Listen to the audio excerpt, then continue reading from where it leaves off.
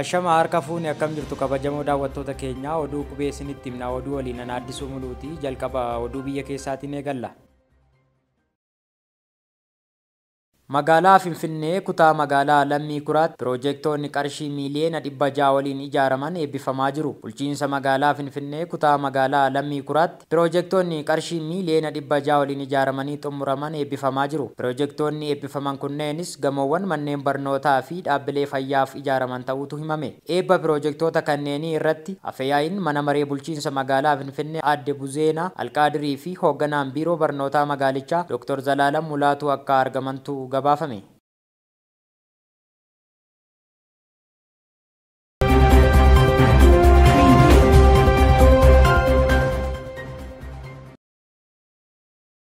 Konkolaataa taataan magaalaa Finfinnee irraa ka'ee gara magaalaa Gimbiitti imalaa ture garagaluun lubbuun namoota 7 darbe. Konkolaataa taataan kan magaalaa Finfinnee irraa ka'uun gara magaalaa Gimbiitti imalaa ture gaara Diggaa jedhamu irratti karaa irraa maquun garagalee lubbuun namoota 7 yoo darbu miidhaan qaamaa cimaan imaltoota biraa irra ga'uutu himame. Namoonni miidhaan qaamaa irra ga'e yeroo ammaa kana hospitaala ispeeshaalaayizidii magaalaa Naqamtee fi hospitaala Reefraalaa Yuunivarsiitii Wallaggaatti yaalamaa akka jirantu himame.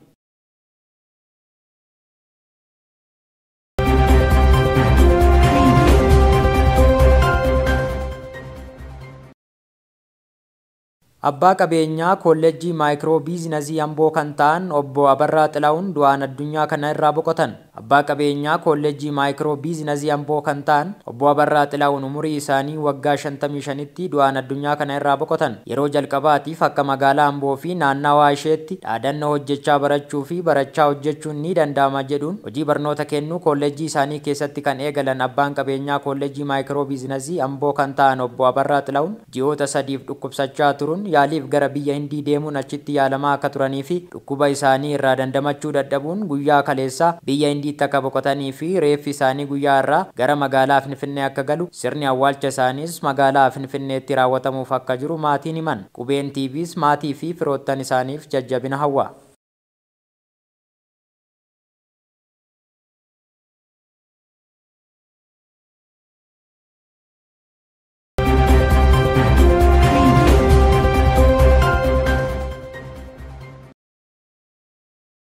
Manni maree bulchiinsa magaalaa Dirree Dhawaa baajata bara 2016 qarshii biliyoona 7.6 ol raggaasise. Manni marichaa yaa'ii idilee ja'affaa isaa guyyaa 2f gaggeessaa ture guyyaa kaleessaa kan xumure yoo ta'u baajata bara baajataa 2016 qarshii biliyoona 7.6 ol raggaasisuu isaatu himame.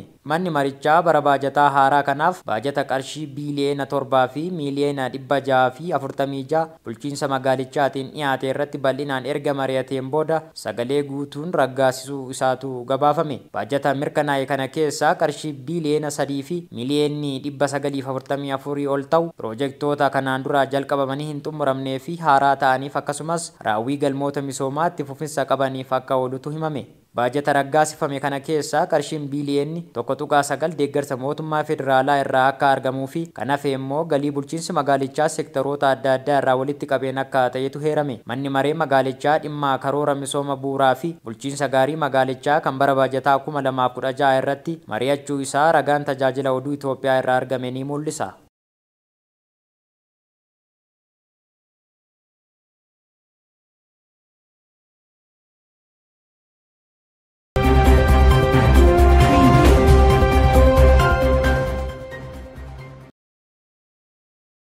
Naannoo Sidaamaa magaalaa Hawaasaatti hojjettoonni mootummaa uummata tajaajilan dhiifama gaafachuuf hiriira ba'an. Bulchiinsa mootummaa naannoo Sidaamaa magaalaa Hawaasaa keessatti hojjettoonni mootummaa lakkoofsi isaanii hedduu ta'e jimaata kaleessaa hiriira ba'uun hawaasa magaalichaa tajaajilan dhiifama gaafatan. Sababni hiriira dhiifama gaafannaaf hojjettoota kana karaatti baases hojjettoonni kunneen waajjiraalee mootummaa keessatti tajaajilli isaan uummata isaaniif laatan kan yeroo isaa hin eeggannee fi hanqina qabu waan ta'eef jechuun hirmaattonni hiriirichaa yaada naaf kennan jechuun raadiyoon sagalee Ameerikaa kutaan afaan Oromoo kaleessa gabaase. Hiriirtonni kun tajaajila qulqullina qabuu fi gahaa ta'e uummata isaaniif kennuu fi danqaawwan dhiyeessii tajaajila hawaasaa keessa jiran hambisuuf waadaa seenuu isaaniitu gabaafame.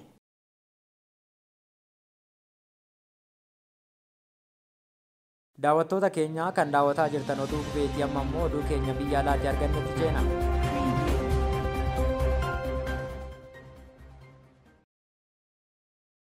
Raashiyaan liqii doolaara biliyoona 23 biyyoota Afrikaa irraa qabdu haquu ishee pirezidaantiin biyyattii himan. Pirezidaanti Puutiin liqii biyyi isaanii biyyoota Afrikaa irraa qabdu keessaa doolaara biliyoona 23 kan ta'u haquu isaanii kan beeksisan konfiraansii hooggantoota Raashiyaa fi Afrikaa marsaa lammaffaaf magaalaa Piitersbargitti gaggeeffamaa jiru irratti haasaa taasisaniini. Pirezidaanti Puutiin haasaa isaanii kanaan biyyi isaanii Raashiyaan ba'aa liqii biyyoota Afrikaa irra jiru salphisuuf tattaaffii taasisaa jiraachuu dubbatan.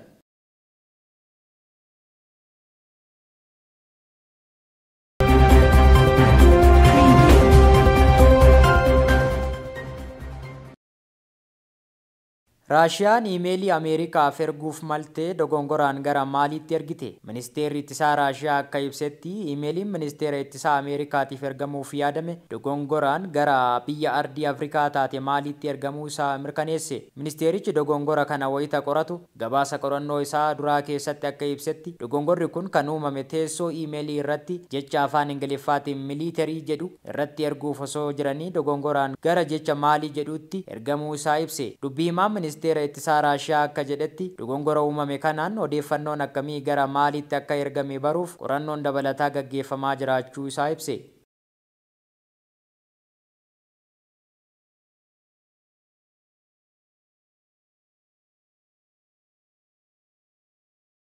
Daawwattoota keenyaa kan daawwataa turtan oduu qubeetii oduu kan sinitti mi'aan Addisuu Muluutii qophiilee keenyaaf an waliin turtii gaarii.